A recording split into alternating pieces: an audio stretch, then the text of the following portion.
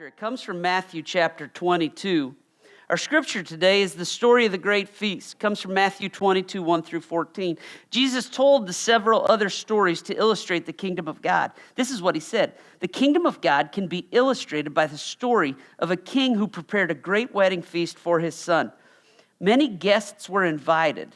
When the banquet was ready, he sent his servants to notify everyone that it was time to come. But they all refused.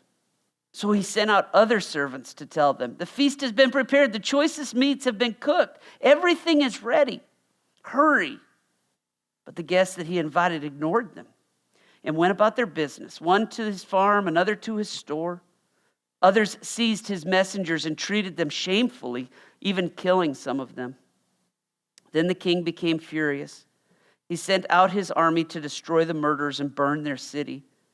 And he said to his servants, the wedding feast is ready, and the guests I invited aren't worthy of honor. Now go into the street corners and invite everyone that you see. So the servants brought in everyone they could find, good and bad alike, and the banquet hall was filled with guests. But when the king came in to meet the guests, he noticed a man who wasn't wearing the proper clothes for a wedding. Friends, he asked, how is it that you are here without wedding clothes? And the man had no reply. Then the king said to his aides, bind him hand and foot and throw him into outer darkness, where there is weeping and gnashing of teeth. For many are called, but few are chosen. You know, here's what we're doing over the weeks of Lent. We're talking about this gift of assurance. The way that you can know that you know. This knowledge that Christ died for all of us, but died for you specifically. Last week we talked about grace and this unmerited gift. That's what grace is. It's just an unmerited gift, the example of God's love in our life. And he poured it on each of us without cost, without any kind of bar that you had to cross. He just said, here's my gift of love. And in that, he created a royal priesthood of each of us. Princes and princesses in the kingdom, sons and daughters of the king. Now, if that's true, and we believe all of that to be true, if we do, then there's one last question that has to be asked about grace. Who is it that's worthy to be the recipients of grace? Who gets to be the recipients and get to be part of that unworthy royalty? And the truth is, there's nobody. Not a one of us is worthy. So the Bible says we've all sinned and fallen short of the glory of God. But that is the economy of who God is. He says it's true, none are worthy. That's what makes it grace, because I give it to everyone. It's yours. And so the call should come out like the banquet feast, right? Not just within my family, not just within my church, but to sound the invitation, sound the alarm. Everyone is invited. Everyone is welcome. And for those of us who have already been to the feast, we ought to be telling others. I've asked Dr. Bill to come today, and on the other side, the Haiti team is sharing about the Haiti mission trip. And today we're really talking about that call to go out and take God's love to the street, because there isn't any one of us who's worthy, but all are invited. All are welcome at the great celebration of God. I asked Dr. Bill to come because his fingerprints are all over Cleveland. All over Bradley County. In fact, there's people in this room that have his fingerprints upon them in this room, amen? But so too are his fingerprints, deeply embedded in the nation of Honduras and Guatemala. And so today he's going to come and share. Dr. Bill's been going to Honduras for 26 years along with his bride Jackie and many, many, many teams. I think you're going to be blessed today and frankly challenged for each of us to go out and be inviters to the great wedding feast. Would you help me welcome and appreciate Dr. Bill?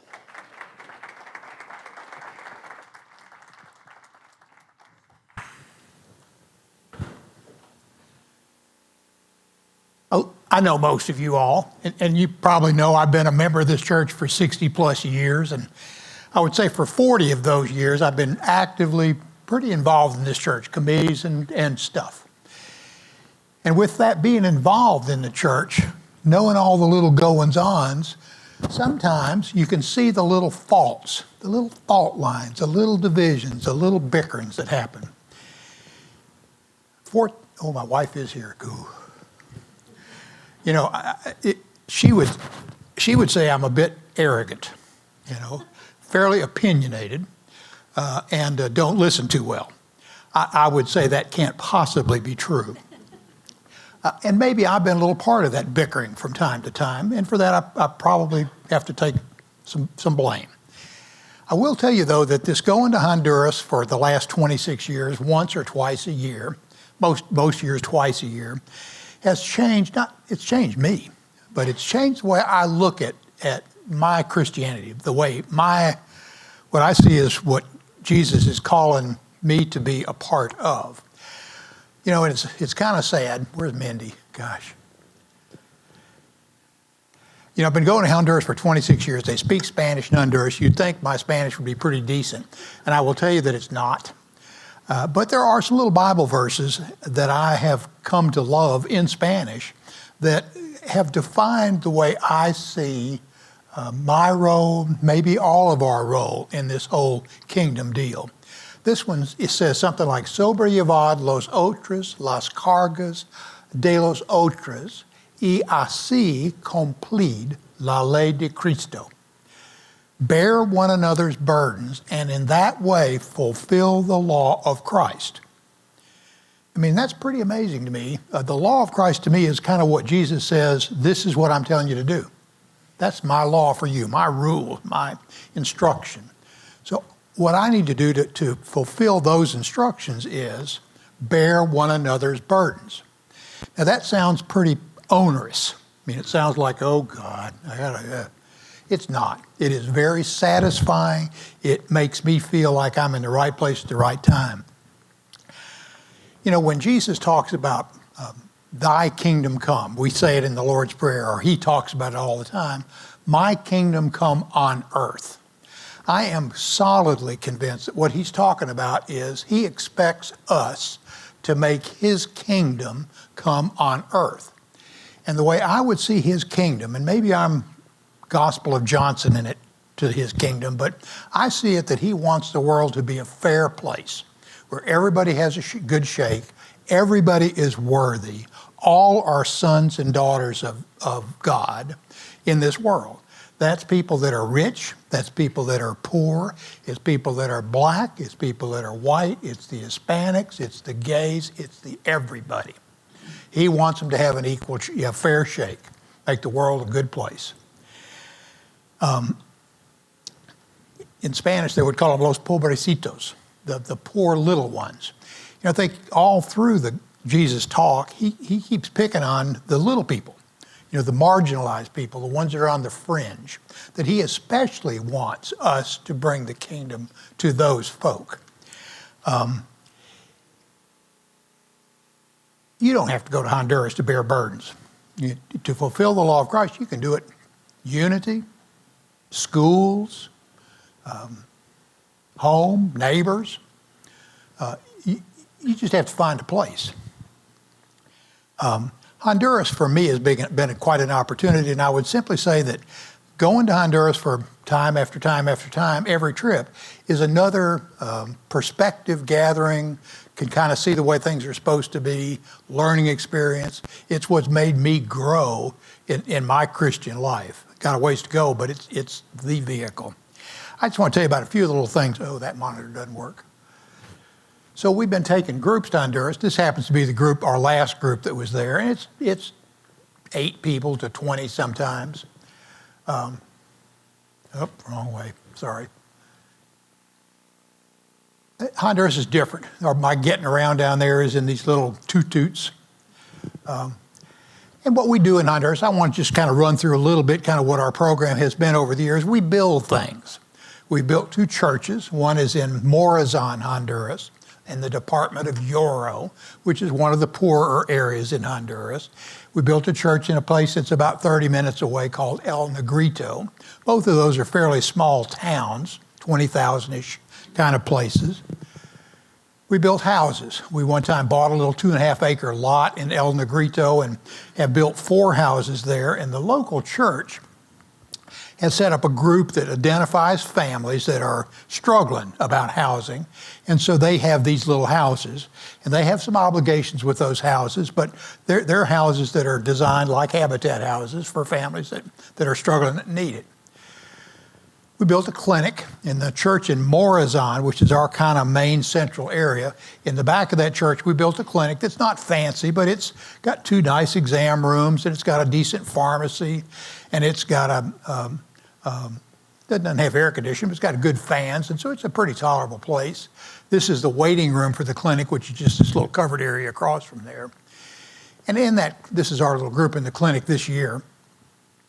In that clinic, we see on our trips something between 700 and 1,000 patients a week. So it's a high volume, pretty low acuity family practice kind of a clinic. To be able to work out medicine, we bring our medicine, see these little bags of medicine sitting on the shelf in the pharmacy. Those little bags, each bag has a bunch of little baggies in it. And each baggie has its little package of unit dosed medicine. So if we're given vitamins, we give 90 adult vitamins at a time, and the little baggie has a label on it that gets printed in the church office here that says uno cada dia, 1 pill a day, in Spanish. And those little baggies get filled by a bunch of old people. Now, some would say I are one baggie, but it's a bunch of old people. And what they do is they come up here on Wednesdays for several months before a trip, and they put out of a box that we buy from a wholesale supply place that has 50,000 vitamins in it.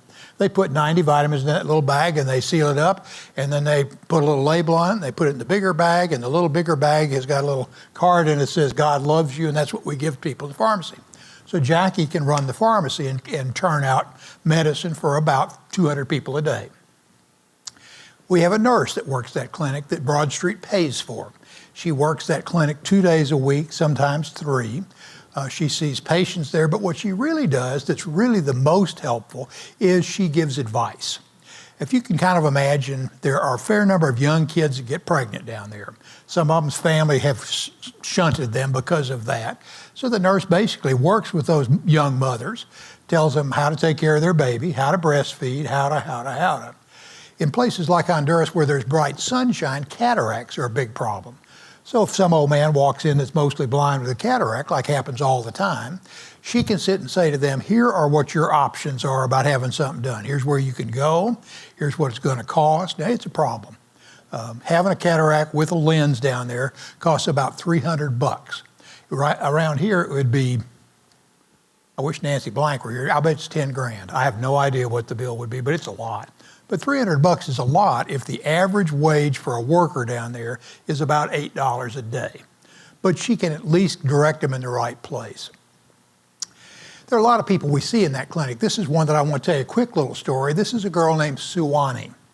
Suwani, when we first started going to Honduras, I think was probably 4 or 5. I'm not sure what. My groups early in our trips down there sort of semi-adopted Suwani. So my son and others would help her, fiddle with her. When she went to school, she was one of our very first scholarship kids. So some of our group would go to her school and pay her fees. They'd go to the store with her and buy her uniforms. In Honduras, school's required through the 6th grade, but you can't go to school if you don't have uniform, 2 pair of shoes, a backpack, and some basic supplies. So it's a bit of a catch-22. Part of our scholarship program is to try to provide those things. So Suwani was part of that program. One of my wacky stories is she lived in a poor family with her father-in-law. She didn't have a mattress. So I'm sitting there, you saw that little toot-toot, that little red thing that we were driving around in my first picture too. My favorite picture is my son with a mattress tied to the top of a toot-toot, taking it to Suwani's house. Well, eventually Suwani had kids. And so this is her, wait a minute, I have to get my pages right so I can get the names right. Dylan. So Suwani's baby is Dylan. This first time we saw Dylan was this trip. And then she's got 2 other kids. The older one is Lester. The younger one is David. And part of that little story is those two kids now are part of our scholarship program there. And we have a feeding program where we feed 40 kids during the school year, lunch and a little devotion and a little help with homework. And so these two kids are part of that feeding program. David, when he was little, was born with bad strabismus, with bad cross-eyed. And it was pretty dramatic. It was kind of, hard to look at him. We tried to get him treated with an optometrist with patching, and that didn't work. And eventually, we had him have an operation that Broad Street paid for. And it cost $150 to fix David's eyes. So now, Sewanee is a part of the church. She wasn't before all of this. And Sewanee now, when we were there this last trip, I walked in the kitchen where the ladies, our buddies from the church that sponsor us down there, are cooking in a tiny little kitchen, and Sewanee's washing dishes. So Sewanee has come a long ways, but it's all been a part of our program.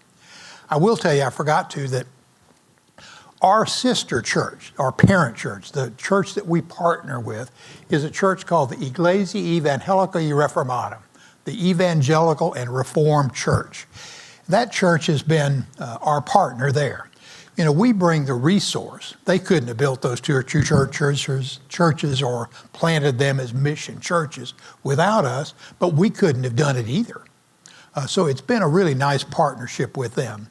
When we go each one of these little mission trips, that church has, depending on how big our group is, 4 to 6 ladies that travel with us, usually with their kids who now have grown up with us. They cook for us, and it's a lot of people come back on these trips just because the food's so darn good. The other thing I think that's really quite good is that, churches tend not to work together very well. Even though if you take the book of Philippians, it talks a bundle about a unified body of the church.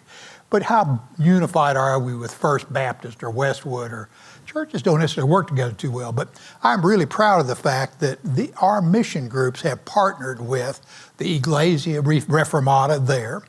We've partnered with a group called Living Waters, which supplies the water stuff that we use for our water installations. It's Presbyterian. We partnered with Sunrise Rotary Club, who helps fund these. So I think that working together is something I'm particularly proud of. Water is one of our big emphasis on our missions in Honduras. I think there are 2 things that make the biggest difference in changing the community, of making it more like Jesus would like to see it. One is health. And the biggest feature of health is not the clinic. It's not what medicine we give or vitamins or parasite medicine, and we give out parasite medicine for about 1,000 people a week when we're down there. It's water. The infant mortality in Honduras is high, and it's high primarily because of untreated water. In the country of Honduras, there is no government-treated water. Most everybody has running water in their house, but it's not treated. Diarrheal diseases in kids are one of the biggest causes of young kids that die, and it's primarily because of bad water. Parasites are rampant there, and it's because of bad water. So pure water is a big deal. We build these little mini water treatment plants.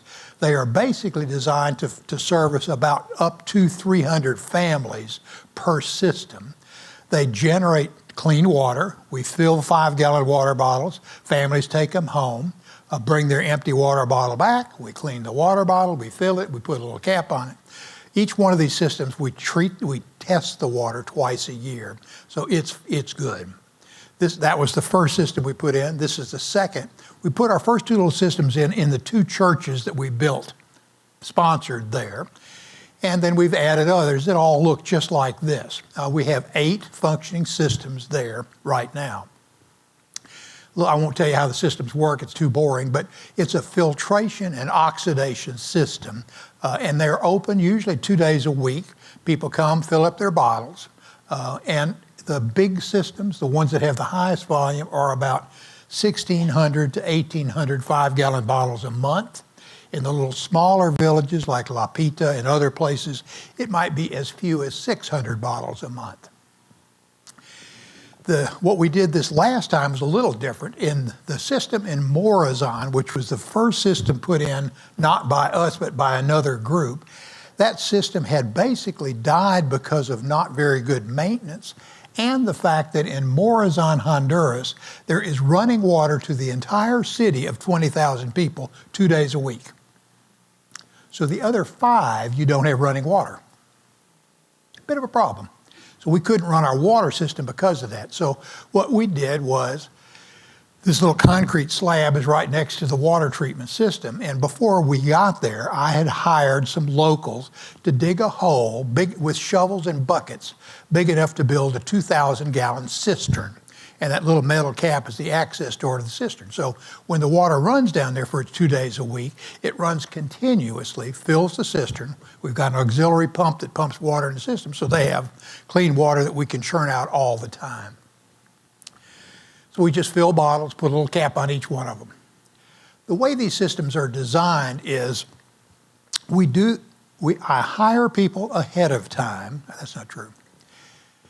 The first time or two we did it, we hired people to build a building. We don't do that anymore because I've learned, and really it's from the Living Waters and from Habitat, that if a community doesn't have skin in the game, if they don't have involvement, they don't value that system. So now the way it works is, usually in the summer, I have a good friend down there who works with Living Waters, who visits these little villages, finds a village that wants clean water.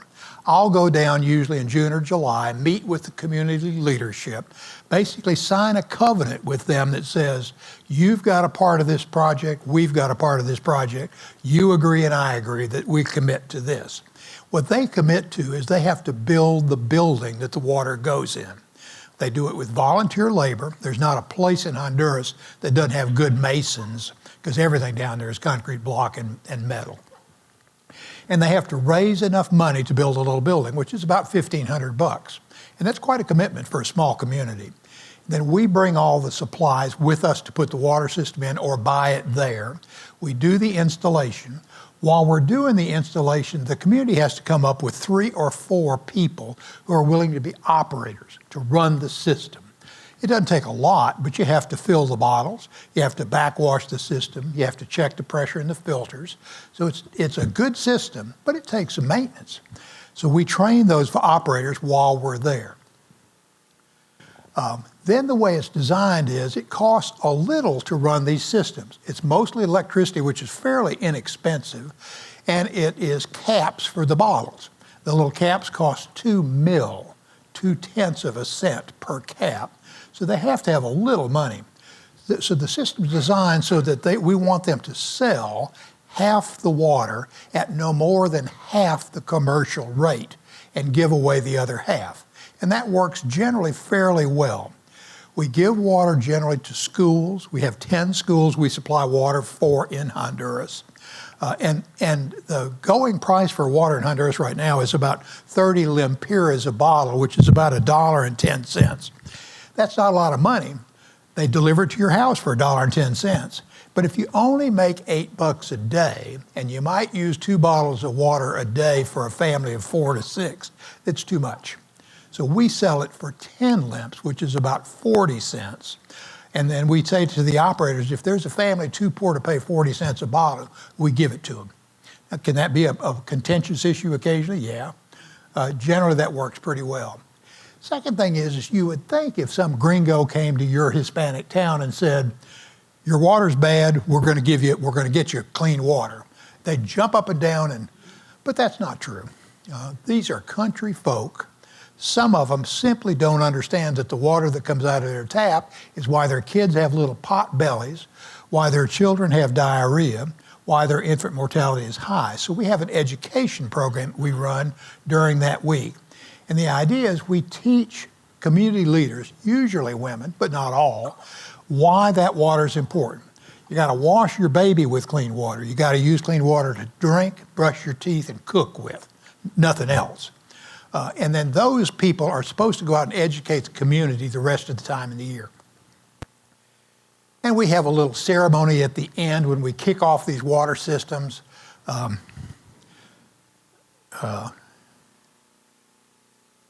Where we have a little deal, and typically me and the community leader, whoever the mayor or the water committee head, will have our little kickoff, and then we supply water for the whole crowd. So that's the way the water system's working. I think it's one of the best things, most important things we do. Really the most important thing to change a community toward being, having more hope for the future is education. I think it's been shown over and over again. So I think the single thing we do the best in Honduras is help education. Now, do we make some giant change in the whole country? No, but we kind of bloom where we're planted. So we have a scholarship program right now for about 35 elementary kids. They're mostly based in our areas of work, in El Negrito and Morazan and San Pedro Sula, the main city we travel into. This is the group from Morazan. I think there are 18 kids that we scholarship in Morazan. This is the group from El Negrito. I think there are 9 there. And then we have a couple of extra kids in San Pedro in the main city. Then we have 4 high school kids, we have 4 kids that are currently in college, and we have 4 kids that have graduated from college under our program. And then we have 1 kid that's in medical school now. And those have all been things that Broad Street has managed to fund over time. Some of it's individual donations. I'm looking around here and there's some people in this room that have given $150 a kid, which is what it takes for an elementary age kid. That costs more by the time you go to private high school, and it costs a fair amount more when you go to college.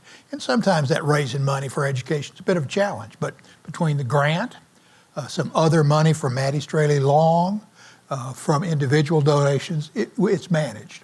I am really pretty proud sometimes when I look at the daughter of a lady that has cooked for us for 20 years, comes with us. She runs a street side chicken restaurant all the time. She closes her restaurant, cooks for us for the week. She's got 1 daughter that's graduated from college, 1 daughter that's in high school, 1 son that's going to start high school now. The daughter speaks pretty good English. They all help us in the clinic. So it's kind of one of those things, it's satisfying to see how this has evolved over time.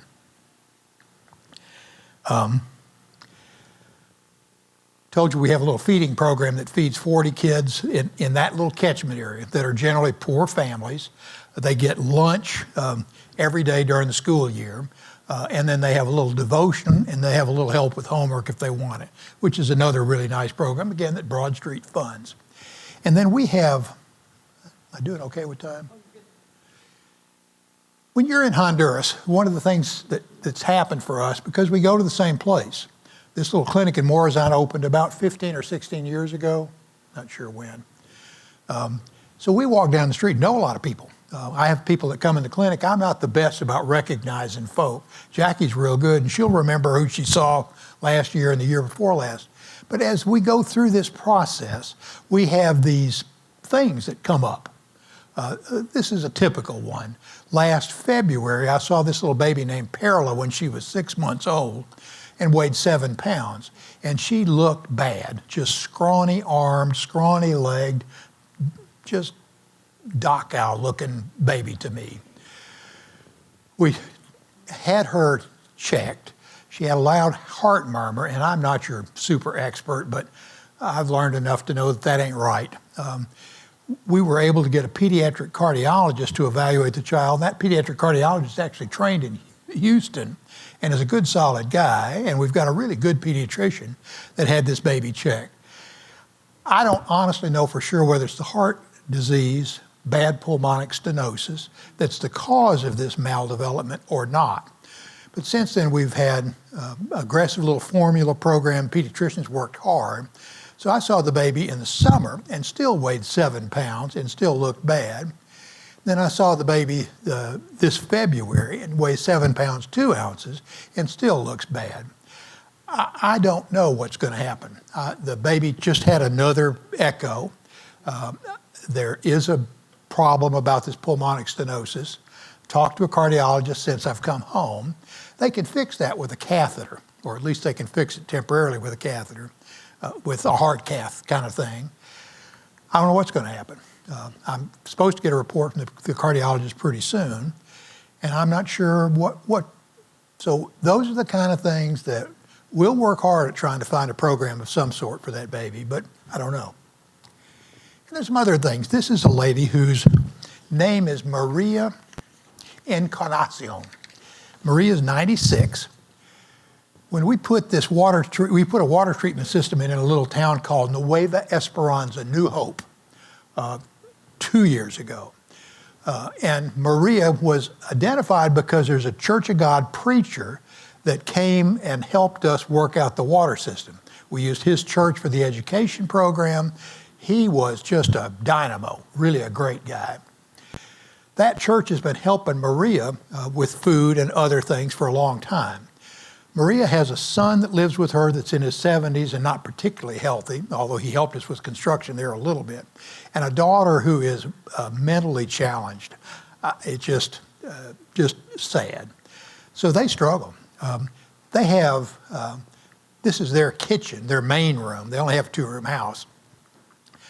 You can't see it well, but there is a little water spigot there that didn't used to be there before we came. So they did not have running water in the house. The only electricity was a 1 bare bulb in the kitchen, and that's it. This was her bathroom. It's an outhouse with a commode, which is kind of interesting, but an outhouse. So the plan was we were going to build a bathroom in her house. And we had the local folk ahead of time build the block structure for the bathroom. We came in and concreted the floor, ran plumbing. Of course, they had no septic system. The way they do septic systems down there is a bit weird. They dig these holes that are shaped like a upside-down cone that are deep. They're 10 or 12 feet deep. This is one of my rotary guys digging in the bottom of the hole. Then they put rock that they hand stack. And the soil down there is so sandy, it just perks. So they don't have any field lines or anything. And you just run the pipe in there, then they put a concrete top on it. They don't have any access to it. So if it ever gets clogged up, they just dig another one. So that's the way the septic system works. Oh, wait a minute, time out. Back. Wait, I'm screwing up.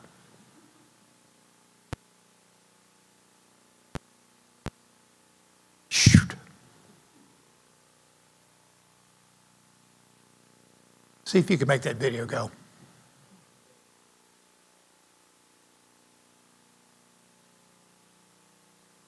So this is, when we left, we had the bathroom finished with my crowd and some local helpers. And then they hooked the water up, and then my buddy Cesar, who was the contractor from there, is showing Maria her new bathroom. She's never turned on a water spigot ever, so they're trying to educate her about how to turn it on. So that's Maria. She didn't have any power in her bathroom, so we put a light in there. So she didn't know how to turn a light switch on. Her bare bulb is the only thing she's ever known in her life. So she's going to turn on her bathroom light. Cesar's walking her through this, trying to tell her how to make things work. This is her bathroom. She has a commode. Now, the only commode she's ever seen in her life is the one in her outhouse.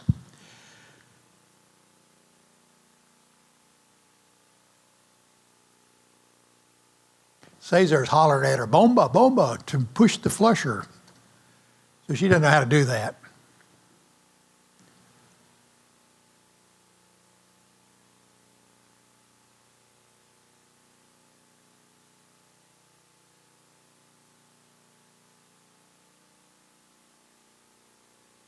A revelation from Maria.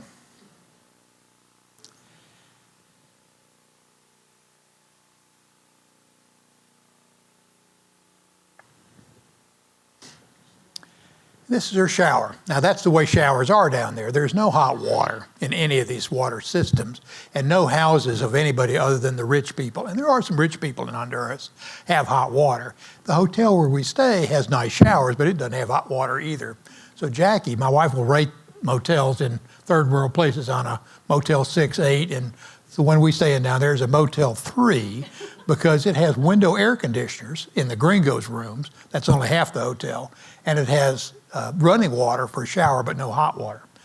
So anyway, so you look at these stories and think, has a burden or two for Maria been lifted? And I would say yes. I'll tell you one last quick story and then I'll shut up. This is a lady whose name is Maria also, Maria Bonilla. Maria Bonilla is poor. She has 2 kids, a son and a daughter. The daughter's name is Astrid, I think. Yes. This is her daughter. She's in 7th grade. The way we got started with Astrid is the preacher in Morazan, a guy named Luis Carranza, identified Astrid as a kid that couldn't go to school because she didn't have uniforms or the other stuff. So she got Astrid into our scholarship program. The way the scholarship program works is pretty cool. The preacher's wife, Rosa Evo, is she's a Christian beyond what I can measure. She runs a scholarship program. So we've got 35 elementary kids in a place that's a couple-hour drive away.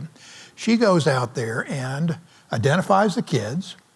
She will go to the store with them, buy them 2 pair of pants, 2 shirts, 2 pair of shoes, gym shoes and regular shoes, a backpack, and school supplies. And then if there is a little monthly fee like there is in some of these schools, she'll go to the school and pay for them. And when we're there twice a year, and even if we don't have a team, I'm there twice a year, she'll bring me a book that has every kid in the program, a picture, their grades, their attendance record. Now, she's hard-nosed. If you don't keep your grades decent or you don't show up at school, you get dropped, and she gets another kid.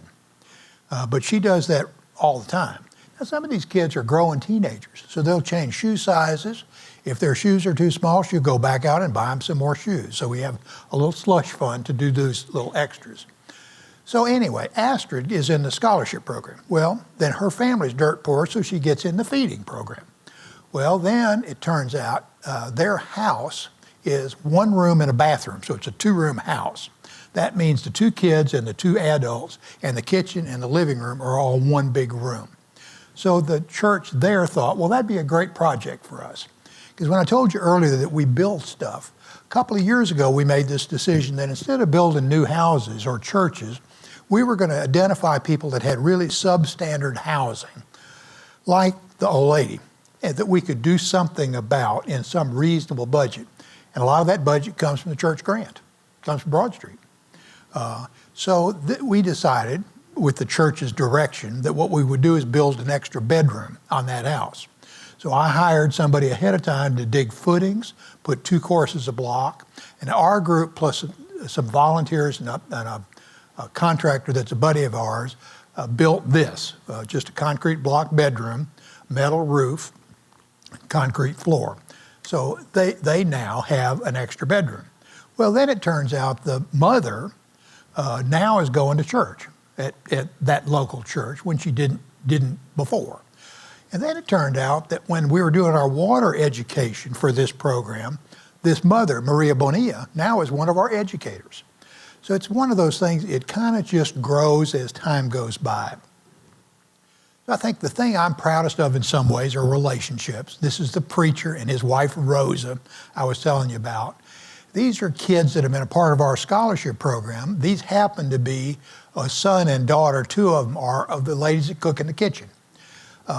These are all kids. One of them's graduated from college or is in college, and the other 2 are in high school. They've learned how to speak enough English to where they actually translate for Jackie in the clinic.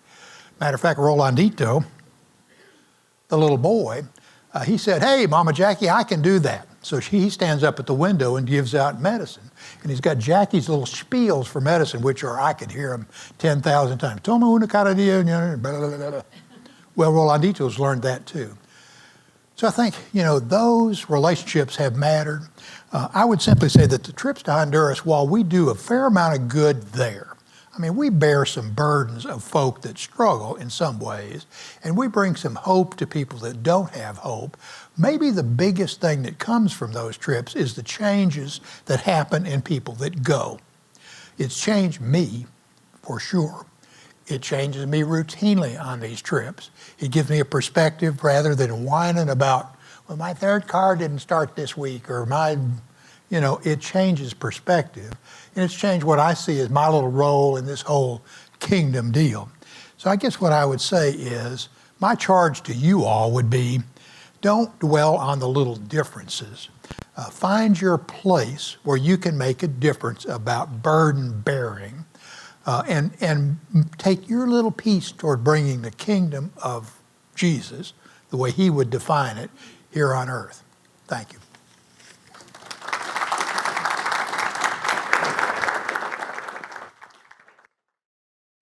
Please remain standing for the reading of the gospel. I'll be reading from Matthew chapter 22, verses 1 through 14. You're invited to follow along in your pew Bible on page 24, or please feel free to take out your Bible or Bible app if you have them with you. Jesus also told them other parables. He said, "The kingdom of heaven can be illustrated by the story of a king who prepared a great wedding feast for his son. When the banquet was ready, he sent his servants to notify those who were invited, but they all refused to come.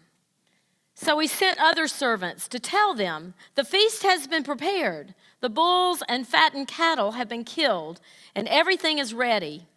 Come to the banquet.' But the guests he had invited ignored them and went on their way, one to his farm, another to his business. Others seized his messengers and insulted them and killed them. The king was furious, and he sent out his army to destroy the murderers and burn their town. And he said to his servants, 'The wedding feast is ready, and the guests I invited aren't worthy of the honor. Now go out to the street corners and invite everyone you see.' So the servants brought in everyone they could find, good and bad alike, and the banquet hall was filled with guests. But when the king came in to meet the guest, he noticed a man who wasn't wearing the proper clothes for a wedding. 'Friend,' he asked, 'how is it that you are here without wedding clothes?' But the man had no reply. Then the king said to his aides, 'Bind his hands and feet and throw him into the outer darkness, where there will be weeping and gnashing of teeth. For many are called, but few are chosen.'" This is the word of God for the people of God. Thanks be to God. You may be seated.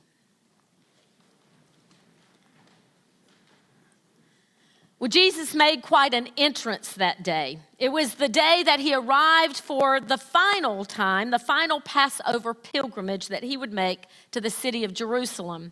The day that the streets were lined with people shouting praises to Jesus. "Hosanna, blessed is he who comes in the name of the Lord. Hosanna in the highest." It was a day of great excitement in the city of Jerusalem. And Matthew tells us that all of Jerusalem was in an uproar as he entered the city, saying, "Who is this man?" They wanted to know. They wanted to know who this Jesus was.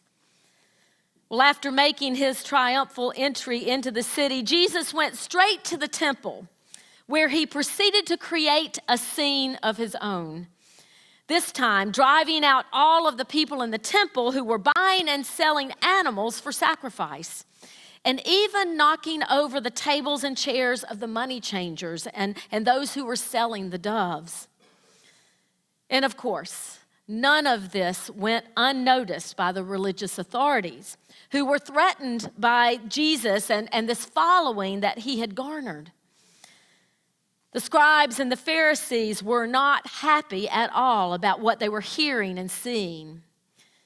In fact, just a few chapters back in Matthew 20:24, it says the leaders were indignant. They were not happy about this Jesus. For 3 years, this man had been stirring up trouble in their minds, traveling around the country, stirring up trouble, doing things like teaching the people and healing the hurting and performing all kinds of miracles. And now he has the gall to bring chaos and destruction to the temple. Well, the next day when Jesus returned to the temple, he began to teach. And while he was teaching, the leaders of the priests and the elders came to him, and they demanded, "By what authority are you doing all of these things, Jesus? Who gave you the right?" And then Jesus, as he often does, began to school these men by telling 3 parables.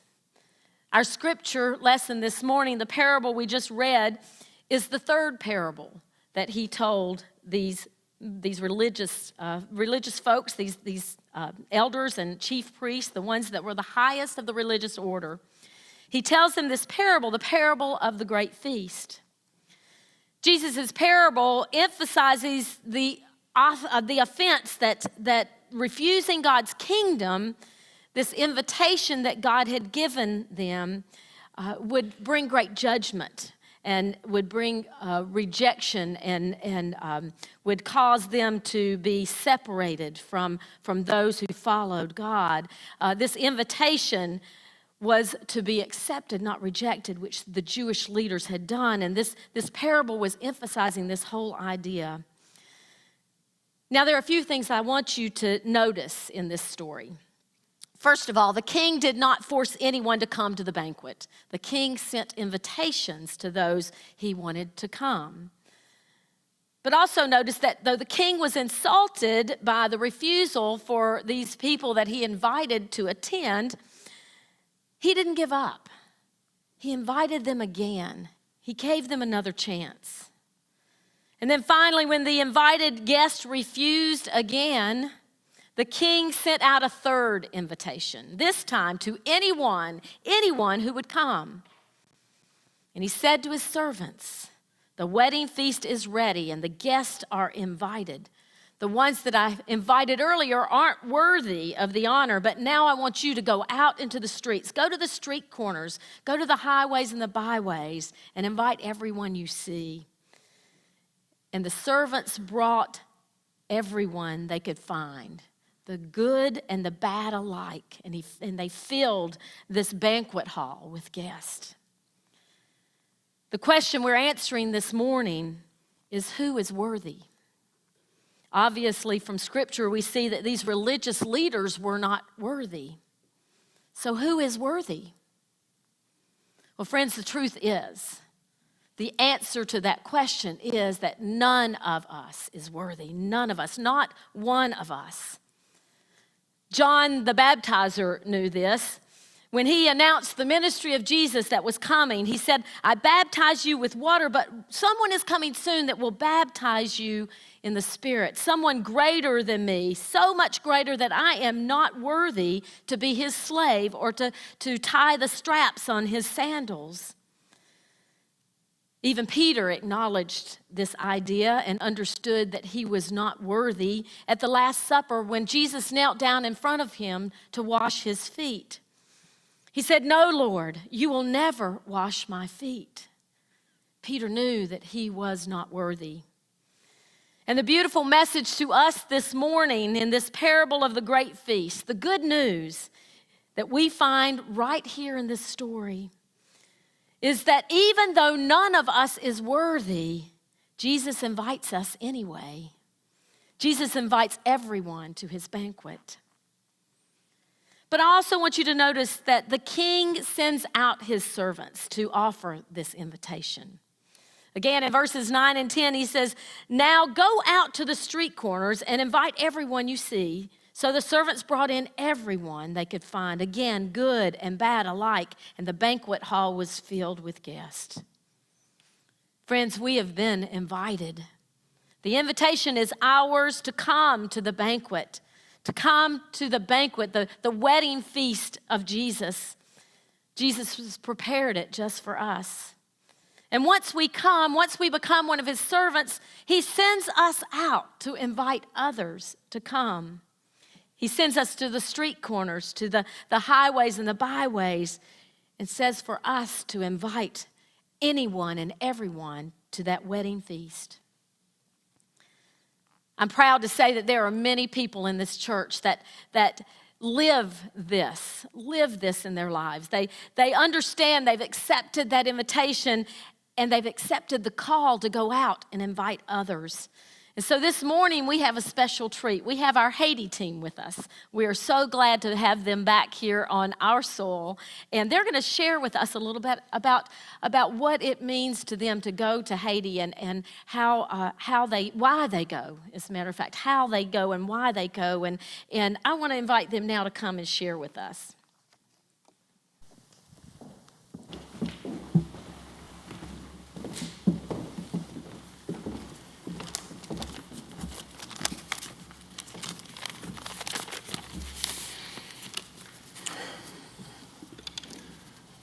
My name is Gary Fuller, and I am a grateful recipient of God's grace. During this sermon series by our pastors on Blessed Assurance, we're being encouraged to grasp and hold tightly to our knowledge by faith of our redemption from our sins by our Savior unto himself. We hold to our belief that our Lord has extended his grace to us, even though we surely are not worthy or deserving of it. And he covers our sins with his blood daily, making it possible for us to live our lives with the favor and the blessings of the Father. What is grace? Lest we assign grace an ethereal value and think that grace refers only to God's love for us, let's look at this definition of grace. Grace is the unconditional and unmerited love and favor of one to another. Grace is not reserved only for God. It also refers to our actions toward one another. Who's worthy of God's grace? Not one of us. Who's worthy of our grace? Every one of our brothers and sisters and neighbors throughout this world. In early 1996, Pat and I were immersed in our business, taking little time for ourselves or being of service to those around us, except our employees and our business associates. However, our love and appreciation for Jesus and his favor upon our lives made us want to do something for others who were in need. We were introduced to a missionary, a native son of Haiti, who had come to Lee College to better prepare himself to minister to the needs of his own people. Of his 6 or 7 siblings, he was the only one who chose to stay in Haiti, while all the rest immigrated to the U.S. and to Canada for better lives. We flew to Haiti. We landed at Port-au-Prince Airport, which at that time was just a big shed of concrete blocks and corrugated tin, where all the luggage was piled in one pile in the middle of the floor, where scores of men pushed and shoved and shouted, wanting to carry your bags for a few dollars to feed their family. Reverend John Vital Hearn met us, and he drove us to multiple locations of need through the filth, the stench, and the poverty like nothing we had ever witnessed before. As we witnessed the sad circumstances of the innumerable masses, our hearts were broken and our eyes filled with tears as we witnessed and experienced their destitution. One day we traveled about 2 or 3 hours along the coast to a town called Leogane and to an orphanage compound on a small peninsula in the Bay of Gonaives. There we observed about 65 children inside the safe walls of that compound, but who were living without many of the basic needs of growing children. There was no clean drinking water. The water was dipped from an open cistern of brackish water. There were no bathrooms. There were no bathing facilities. There were no sanitation facilities of any kind. The available foods were nutritious and typical, but they lacked much needed vitamins and minerals. Their clothes were clean and adequate, but old and worn from so much hand scrubbing and harsh detergents. However, amid all this, they were happy and smiling and singing, and were so proud to sing a song for us gathered in front of their school in their little school uniforms. Their smiles and affectionate looks melted our hearts with an unspoken message. Please love us and come back and help us.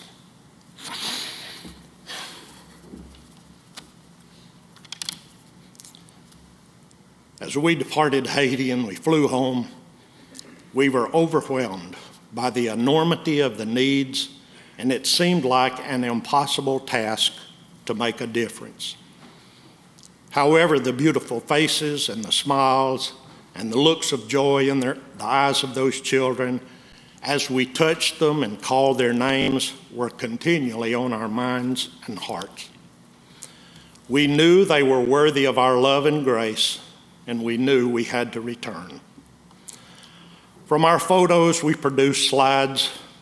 We purchased a Kodak carousel, and we began to show our slides wherever people invited us to come.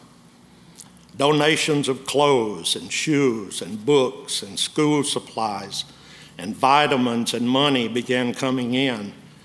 And people from many denominations and from many different occupations were inspired by God to make up a team to return and serve the children and the staff of that orphanage. Scores of people have opened their arms and their hearts since that time, in grace extended to that children's village and the people of Haiti.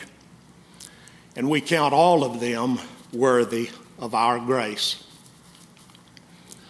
I have one story that I didn't write down, but I want to tell you. That first summer we went back, and we later learned not to go in the summer. But no electricity, no running water, scores and swarms of mosquitoes everywhere. But we were working, trying to make things better there. I was standing alone one day out in a little banana grove, and this tremendous feeling came over me, and I had never experienced it before, and few times since then. But it was the feeling that I was exactly where I was supposed to be at that time in my life.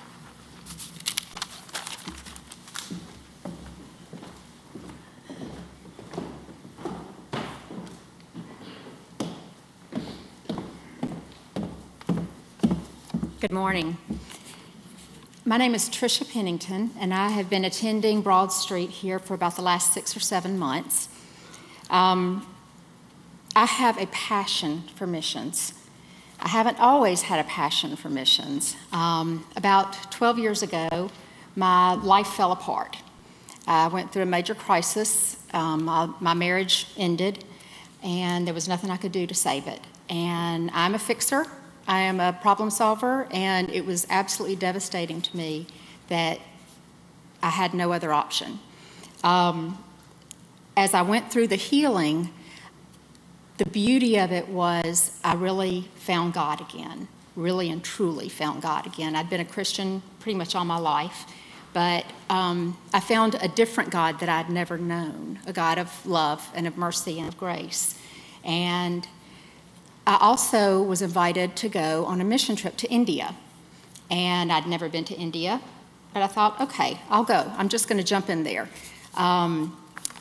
It was an incredible experience. I went with the expectation that I will go help some people, and maybe that will help me heal, because I can help. I'm a good helper. And what I didn't realize is when you go on a trip, God sends it back in multiple times over. The way that they blessed me, what I learned, what I saw, what I experienced, it just was a multitude more than I could have possibly given to them. After that, I have gone to the Yakima Indian Reservation in Washington State, I think 5 or 6 times. I've traveled to Tyre, Lebanon, and worked with Syrian refugees. And I started going to Haiti. This year was year number 5 for me. And I was asked, why did I first start going to Haiti? And I don't really remember. I just know Pat was so enthusiastic. And I didn't know Pat very well, but I knew that she loved Haiti, and she loves people. And I thought, okay, I'll go to Haiti.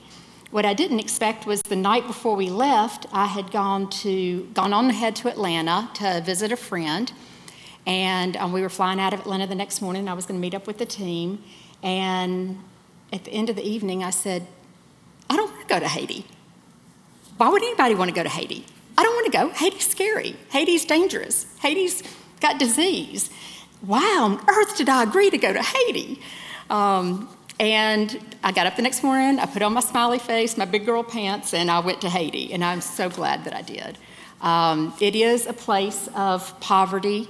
It is like you have never seen before. It is a place of hardship, but the people have so much joy. And it's amazing because I thought I had so many problems in my life. And I look at these people, and they're so strong and resilient. And there at the orphanage where we go, they love Jesus. And those kids, when they worship, it's amazing to see them worship for the hours that they sit in church and worship. So this was my 5th trip. I have fortunately been able to take my son, Alex, who is almost 21 now. He has gone 2 or 3 of those trips with me, and he also goes to the Czech Republic, and this summer will be his 5th trip to the Czech Republic. So I feel very blessed that one of my 2 kids has gotten to go along so far.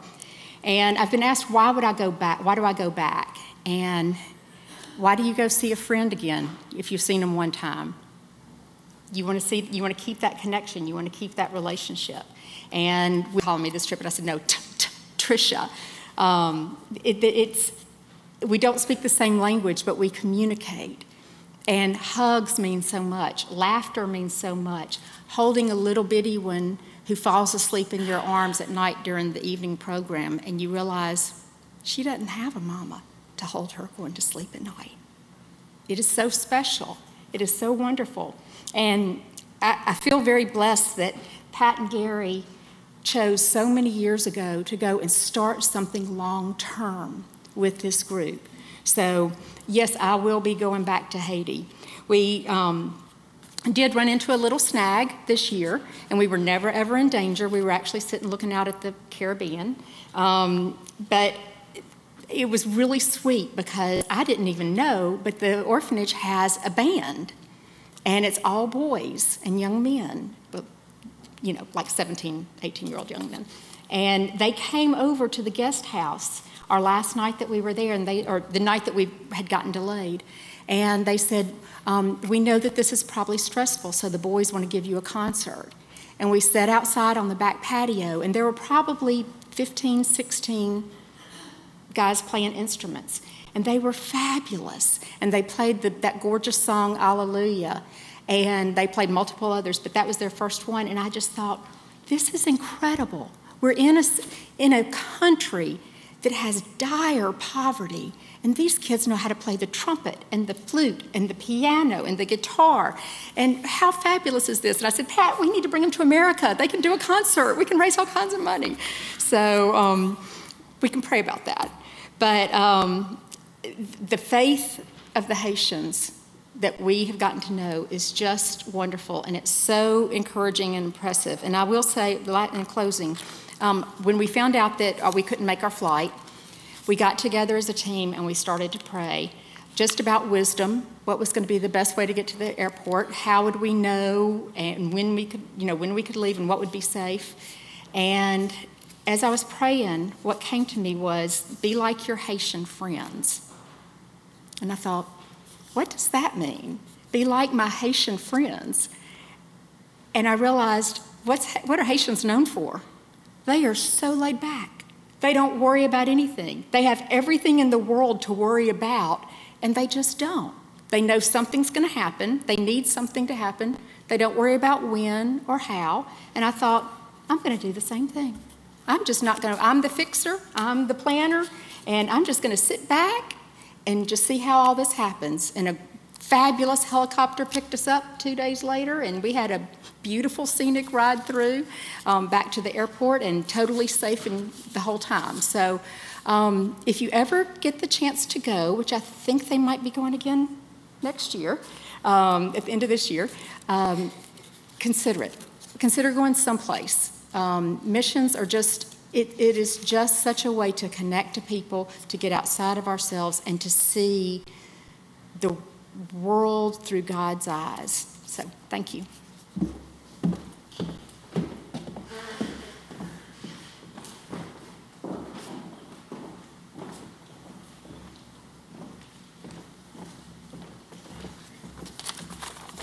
Got all my notes right here. Good morning. My name's Andy Figglestaller. And I had no desire to go to Haiti. Wasn't on my mind. I know Pat and Gary had went and had been going for years. But guess what? We ended up going. But I just remember a couple years ago, they were talking about it, and Sissy had talked about it, and I said, no, there's no way. I'm not going to Haiti, taking our four boys to a country like that, although Pat and Gary have been going for years.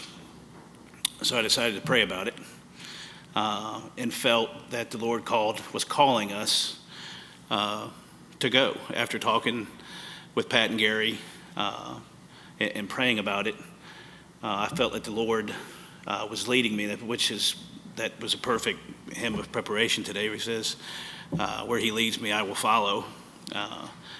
But even after that, I still didn't want to go. But I felt God was moving us that way. As a father, I was concerned mostly with the safety of, our four boys, and my wife, myself. I've heard stories about Haiti. I grew up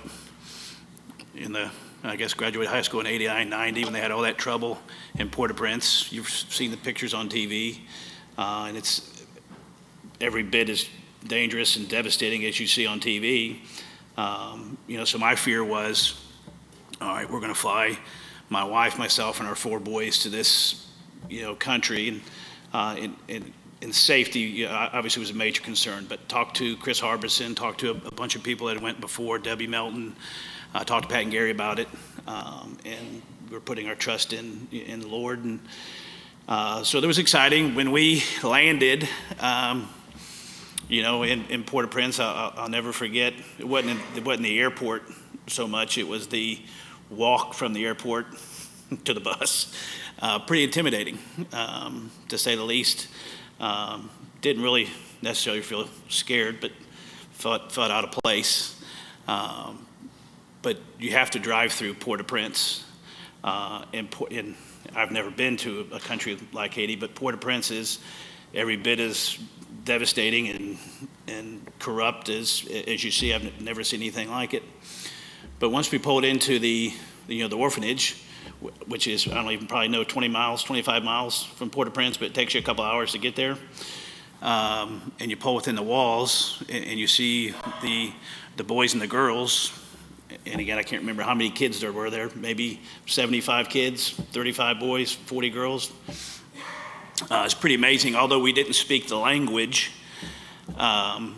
communication was easy. I think it was important for our boys to realize and see that there are other children that are their age that believe in Jesus, that worship like us. So we had a wonderful week there. Although, again, we couldn't speak the language, but for the boys, and of course we have boys, so I hung out with the boys mainly. I didn't spend a lot of time with the girls. But sports, soccer, football, tennis balls, throwing the football at the coconut trees and knocking coconuts down and eating coconuts. They love to play soccer. I've never seen kids play soccer with slides on, those flip-flops, and they'll run in them and they'll kick and they stay on. Because I'm thinking, man, if I did that, that shoe would be going flying. But they loved to play soccer. They loved hanging out with our kids. A couple, so we were there, did a lot of painting. I remember one day in particular, we were painting, and the kids don't realize what they don't have because they've never had what we have. So when we would go into the rooms, and they all had the mosquito nets that they slept under. Some had mosquito nets, some didn't. Some had screens on the windows, some didn't. But I remember moving their shelves so we could paint the walls, and just the thousands of mosquitoes that came out of the boxes. And I was thinking, wow, they sleep, their bed's right there. We just moved a bed and their shelf, and there was a million mosquitoes just pop. It was like it was devastating to me because I was thinking, wow, they don't even have a mosquito net, and there's 1 million mosquitoes right there. But we painted all of the rooms. But I remember there was two sides, a boys section and a girls section. In the middle was a big open area. And I heard, one afternoon, I heard this singing. It sounded like somebody was singing Happy Birthday, but it was in Creole, you know the tune.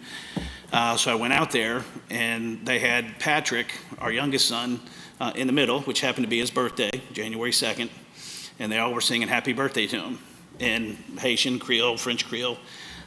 It was totally amazing to experience that, the love that they showed our kids, and in turn, the love that our kids saw from them. That was a pretty impressive moment. The trip to the beach, so they don't, although the orphanage is there on the peninsula, and if it was in any other country, it would be a $100 million piece of property right there on the Caribbean, beautiful water. Although you can't swim in the water because of the contamination, it's beautiful to look at, but that's where it's at. So Pat and Gary have been doing this for years, but we bussed, whatever it was, 45 minutes, an hour and a half south of there to a place where they can swim, and they don't get to swim that often. And I was in the water, and this girl came up, and I'm going to butcher her name, but it's Swidelanka. She was probably 4, 5, or 6 at the time, but she came in and jumped in my arms, and she wouldn't let go of me. I tried to teach her to swim, and I was holding her, and I was like, I was not used to this because I've got all boys. I'm not used to having a little girl. And I had not spent any time with her, during the day, mainly because we were out playing soccer and spending time with the boys. But to see her eyes and her look in her face, that she felt safe, it was pretty special. So would we, some of the kids, still remember, today, Judas and Reuben, Kelly were some of our, favorite children there. I think about them often. Would we go back? Most definitely. My kids want to go back every year, but unfortunately they don't know how expensive it is to fly 6 people to Haiti. But one day we want to go back. And then the worship, I'll talk a little bit about the worship service, because I think if we worship like they worshiped, it would draw some wide eyes. I think they've got a new worship place, but when we were there, concrete floor, open windows, open doors. Although I couldn't understand what they were saying, or I could sing the song, you could feel the spirit. And not to mention the 15 dogs and the roosters that were coming in, walking up and down the aisle, which I thought was pretty cool. Hey, look at all those dogs; they're worshiping too. So. But it was an experience. We felt complete safety. The ride back to Port-au-Prince, again was an adventure. But just a matter of when. So if you have a chance to go, I would encourage you to give a lot of thought to that. Thank you.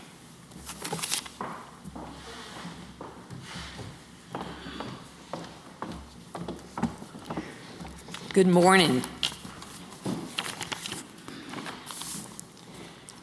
At 4:53 p.m., January the 12th, 2010, a 7.0 earthquake struck Haiti.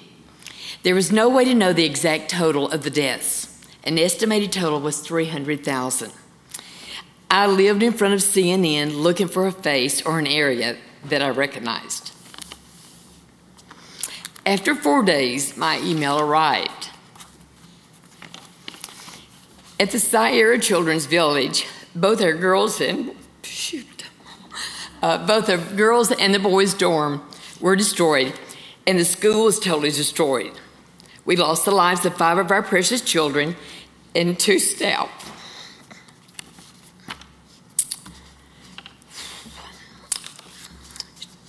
It truly was one of the saddest days of my life.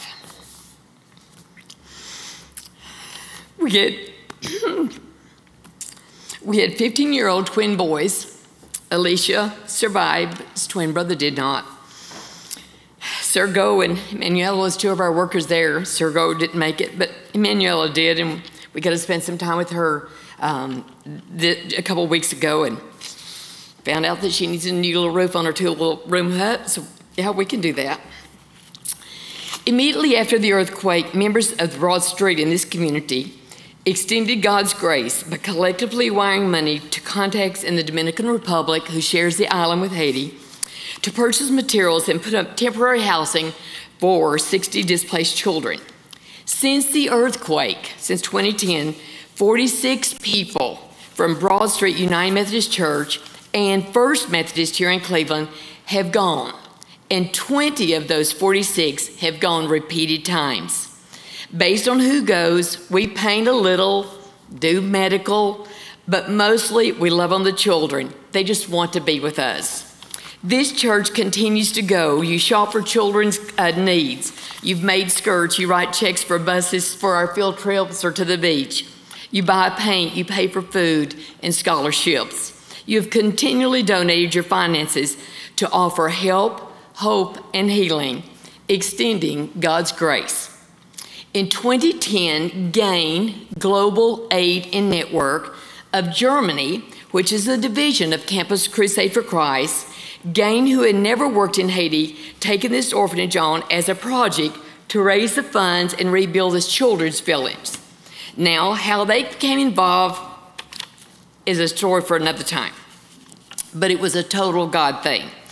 Each year, GAIN has added yet another beautiful building on our campus, a beautiful girls' and boys' dorm with running water and showers. Now, running water for us used to be you take a bucket and you run to that well and get your water. They have completed a beautiful guest house for our teams to stay in, and I call it the Haiti Hilton. They've completed 2-room kindergarten school, a 4-room elementary school, and this last year they completed a 4-room junior high school. In a time, we have 51 children in the home. On the campus, they live, go to school, and church. At least 250 children from the surrounding village also come to school on our campus. Due to political uprisings, for the first time in 24 years, we did not go in 2019. We canceled that trip. But 3 weeks ago, we went on our trip, and we did have a surprise. The media was their normal self and created a story, but you may have said a few more prayers, and maybe that was why I was never worried. We were scheduled to come home on a Monday, but we never left because our staff knew the roads were blocked by the policemen who were picketing because they had not been paid in 4 months. They don't get paid much anyway, but they were protesting. The protest was as far from us as it is from here to Chattanooga. But there was only one road to get to the airport, so we stayed a couple extra days and played with the children, and we had a great time. To be on the safe side, I borrowed $2,100 that I'd left in a Haiti account for emergencies for their food and other things. I hired a helicopter to take the team to the airport.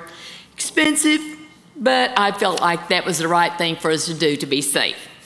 So I'll just say if anyone would like to contribute to replenishing that money, you can just write a check to Broad Street and put it on there, Haiti. I would like to replenish that money. I challenge you, though, today, before you throw this bulletin away, the responsive reading, I challenge you to read that and picture yourself as though you lived in Haiti and you are a Haitian. Read it one more time before you throw that away. It really spoke to me, picture myself there. God's grace. The people of Haiti live this way 24/7. They just roll with what they're dealt. Different from how we think. They are not self-sufficient, but daily depend on you and I to extend God's love. And yes, we do plan to go back with a team the week after Christmas and an all-ladies team the first week of January. Haiti may not be where you are called, but let each of us hear his call. So far, for 24 years, Haiti keeps calling me back. I'm not sure why, but I'm still always surprised by God's grace.